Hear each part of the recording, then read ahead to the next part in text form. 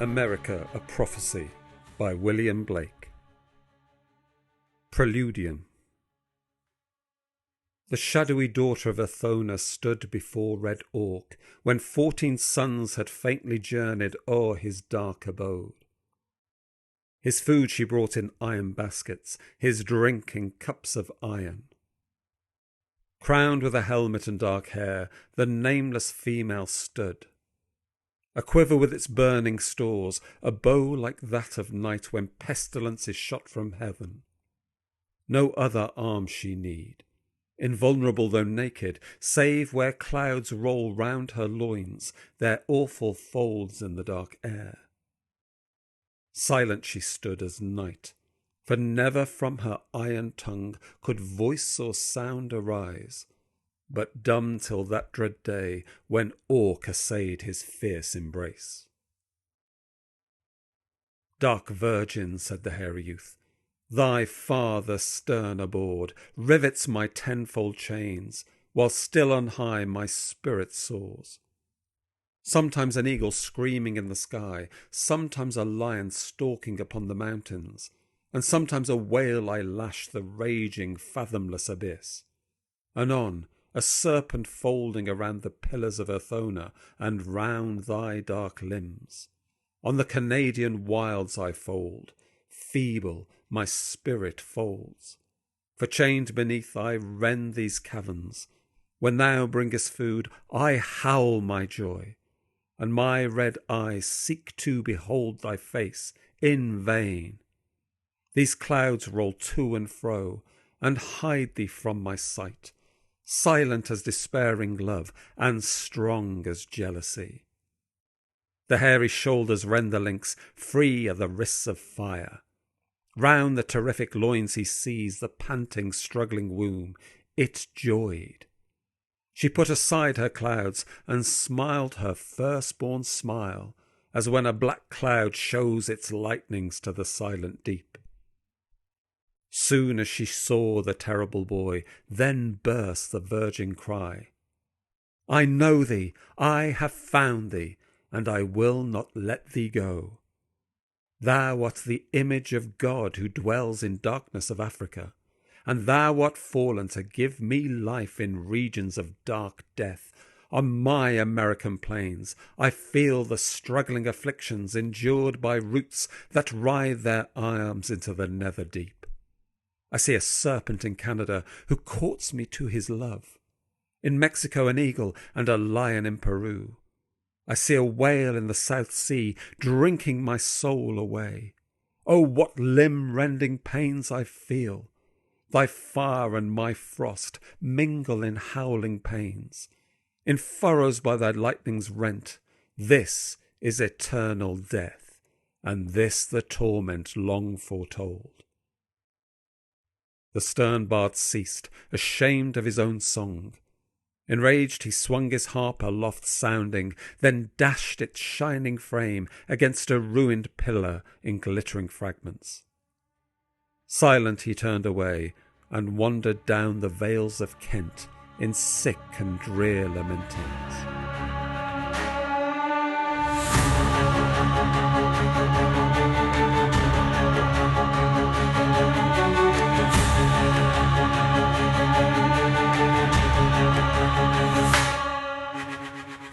A Prophecy. The guardian prince of Albion burns in his nightly tent. Sullen fires across the Atlantic glow to America's shore, piercing the souls of warlike men who rise in silent night. Washington, Franklin, Payne and Warren, Gates, Hancock and Greene meet on the coast, glowing with blood from Albion's fiery prince. Washington spoke. "Friends of America, look over the Atlantic Sea. A bended bow is lifted in heaven, and a heavy iron chain descends link by link from Albion's cliffs across the sea to bind brothers and sons of America, till our faces pale and yellow, hearts depressed, voices weak, eyes downcast, hands work bruised, feet bleeding on the sultry sands, and the furrows of the whip descend to generations that in future times forget. The strong voice ceased, for a terrible blast swept over the heaving sea. The eastern cloud rent. On his cliff stood Albion's wrathful prince. A dragon form, clashing his scales at midnight he arose, and flamed red meteors round the land of Albion beneath. His voice, his locks, his awful shoulders, and his glowing eyes appear to the Americans upon the cloudy night. Solemn heave the Atlantic waves between the gloomy nations, swelling, belching from its deeps red clouds and raging fires. Albion is sick, America faints. Enraged the zenith grew, as human blood shooting its veins all round the orbit heaven. Red rose the clouds from the Atlantic in vast wheels of blood, and in the red clouds rose a wonder o'er the Atlantic sea, intense, naked, a human fire fierce glowing, as the wedge of iron heated in the furnace. His terrible limbs were fire, with myriads of cloudy terrors, banners dark and towers surrounded. Heat but not light went through the murky atmosphere.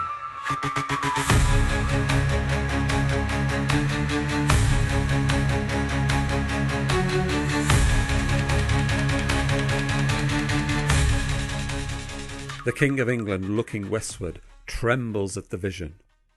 Albion's angel stood beside the stone of night and saw the terror like a comet, or more, like the planet red that once enclosed the terrible wandering comets in its sphere.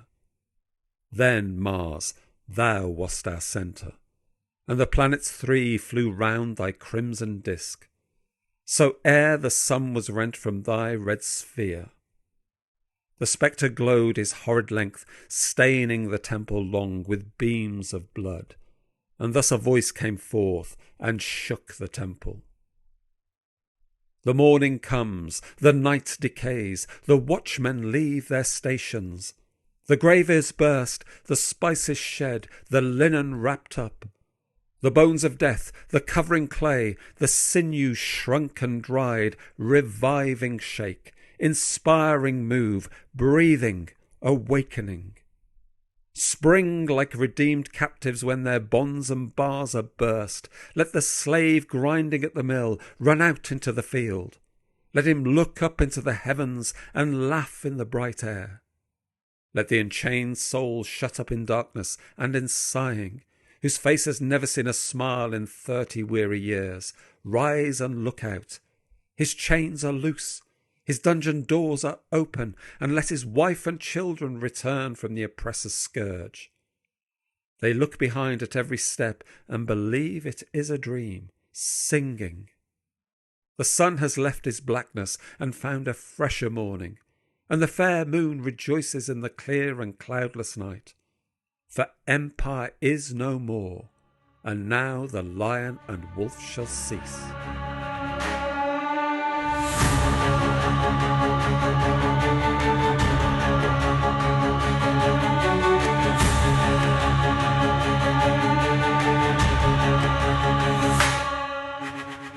In thunders ends the voice. Then Albion's angel wrathful burnt beside the stone of night, and like the eternal lion's howl in famine and war replied, Art thou not Orc, whose serpent form stands at the gate of Enitharmon to devour her children?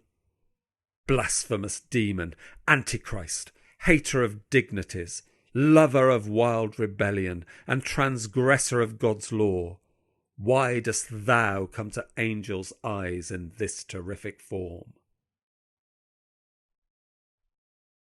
The terror answered, I am Orc.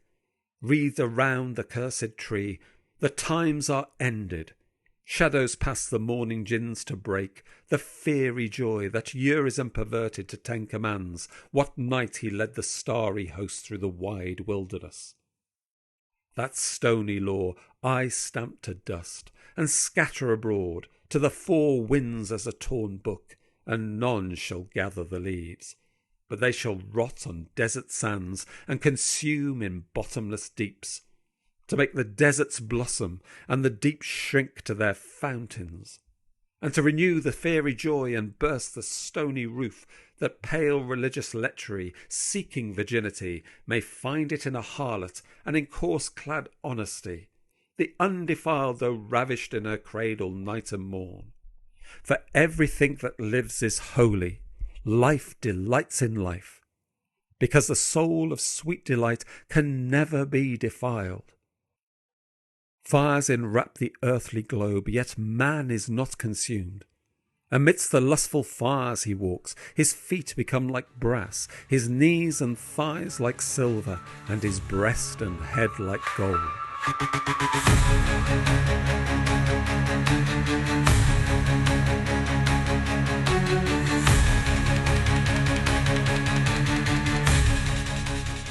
Sound, sound, my loud war trumpets, and alarm my 13 angels. Loud howls the eternal wolf, the eternal lion lashes his tail. America is darkened, and my punishing demons terrified crouch howling before their caverns deep, like skins dried in the wind. They cannot smite the wheat, nor quench the fatness of the earth. They cannot smite with sorrows, nor subdue the plough and spade. They cannot wall the city, nor moat round the castle of princes. They cannot bring the stubbed oak to overgrow the hills, for terrible men stand on the shores, and in their robes I see children take shelter from the lightnings. There stands Washington, and Payne and Warren, with their foreheads reared toward the east, but clouds obscure my aged sight. A vision from afar.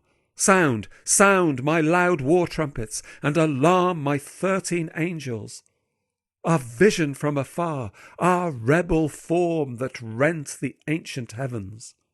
Eternal viper self-renewed, rolling in clouds, I see thee in thick clouds and darkness on America's shore, writhing in pangs of abhorred birth. Red flames the crest rebellious, and eaves of death. The harlot womb, oft opened in vain, heaves in enormous circles. Now the times are returned upon thee, devourer of thy parents. Now thy unutterable torment renews. Sound, sound, my loud war trumpets, and alarm my 13 angels. Ah, terrible birth, a young one bursting! Where is the weeping mouth, and where the mother's milk? Instead, those ever hissing jaws and parched lips drop with fresh gore. Now roll thou in the clouds, thy mother lays her length outstretched upon the shore beneath.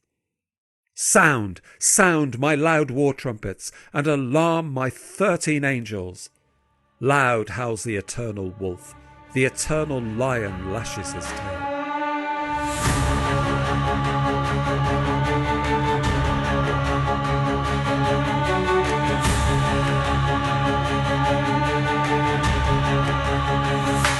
Thus wept the angel's voice, and as he wept the terrible blasts of trumpets blew a loud alarm across the Atlantic deep. No trumpets answer, no reply of clarions or of fifes. Silent the colonies remain and refuse the loud alarm. On those vast shady hills between America and Albion's shore, now barred out by the Atlantic Ocean, called Atlantean Hills, because from their bright summits you may pass to the golden world, an ancient palace, archetype of mighty emperors, rears its immortal pinnacles, built in the forest of God by Ariston, the king of beauty, for his stolen bride. Here on their magic seats the 13 angels sat perturbed, for clouds from the Atlantic hover over the solemn roof. Fiery the angels rose, and as they rose deep thunder rolled around their shores, indignant burning with the fires of Orc. And Boston's angel cried aloud as they flew through the dark night. He cried, "Why trembles honesty, and like a murderer, why seeks he refuge from the frowns of his immortal station? Must the generous tremble and leave his joy to the idle, to the pestilence that mock him? Who commanded this? What God, what angel, to keep the generous from experience till the ungenerous are unrestrained performers of the energies of nature, till pity is become a trade and generosity a science that men get rich by, and the sandy desert is given to the strong? What God is he, writes laws of peace, and clothes him in a tempest? What pitying angel lusts for tears, and fans himself with sighs? What crawling villain preaches abstinence, and wraps himself in fat of lambs? No more I follow, no more obedience pay. So cried he, rending off his robe and throwing down his sceptre, in sight of Albion's guardian. And all the 13 angels rent off their robes to the hungry wind, and threw down their golden sceptres on the land of America. Indignant they descended, headlong from out their heavenly heights, descending swift as fires over the land. Naked and flaming are their lineaments seen in the deep gloom. By Washington and Payne and Warren they stood, and the flame folded, roaring fierce within the pitchy night, before the demon red, who burnt towards America, in black smoke thunders, and loud winds rejoicing in its terror, breaking in smoky wreaths from the wild deep, and gathering thick in flames, as of a furnace on the land from north to south.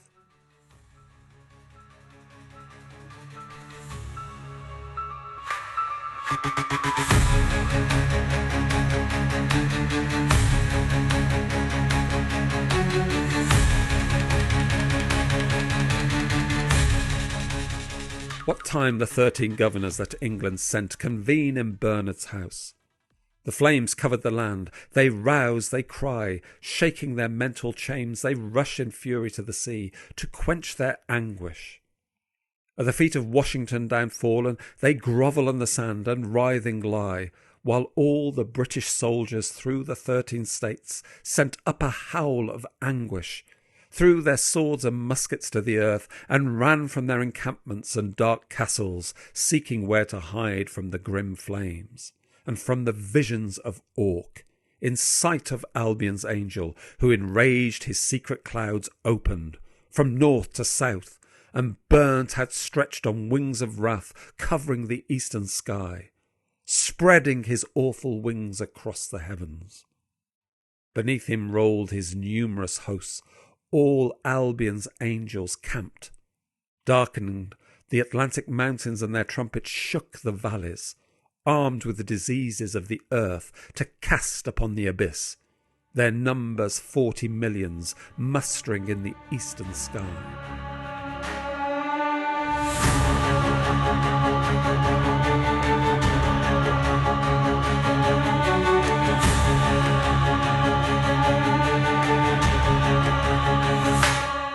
In the flames stood and viewed the armies drawn out in the sky, Washington, Franklin, Payne and Warren, Allen, Gates and Lee, and heard the voice of Albion's angel give the thunderous command.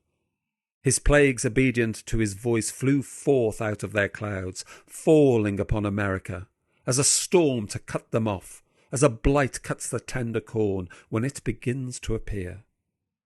Dark is the heaven above, and cold and hard the earth beneath, and as a plague wind filled with insects cuts off man and beast, and as a sea o'erwhelms a land in the day of an earthquake. Fury, rage, madness, in a wind swept through America, and the red flames of Orc that folded roaring fierce around the angry shores, and the fierce rushing of the inhabitants together.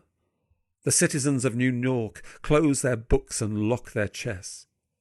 The mariners of Boston drop their anchors unlaid. The scribe of Pennsylvania casts his pen upon the earth.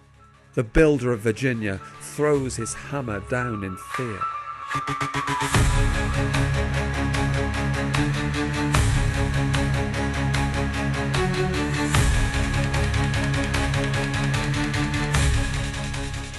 Then had America been lost, overwhelmed by the Atlantic, and earth had lost another portion of the infinite.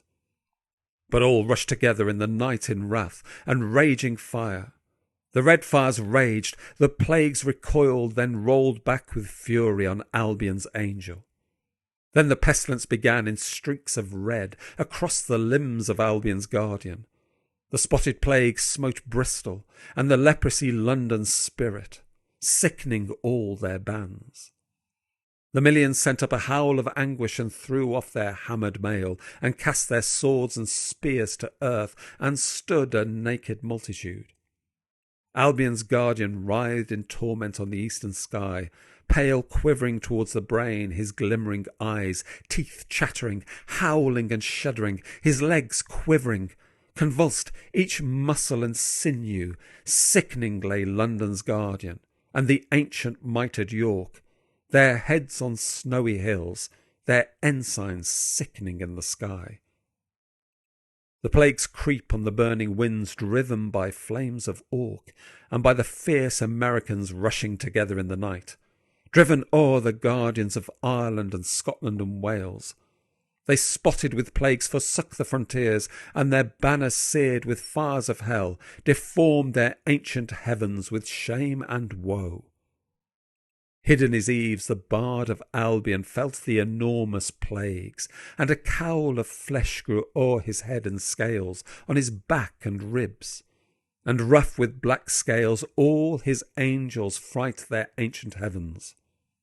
The doors of marriage are open, and the priests in rustling scales rush into reptile coverts, hiding from the fires of Orc.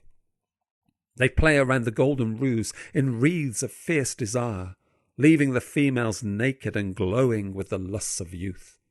For the female spirits of the dead, pining in bonds of religion, run from their fetters reddening, and in long-drawn arches sitting, they feel the nerves of youth renew, and desires of ancient times, over their pale limbs as a vine when the tender grape appears. Over the hills the vales are cities, rage the red flames fierce. The heavens melted from north to south, and Urizen, who sat above all heavens in thunders wrapped, emerged his leprous head from out his holy shrine.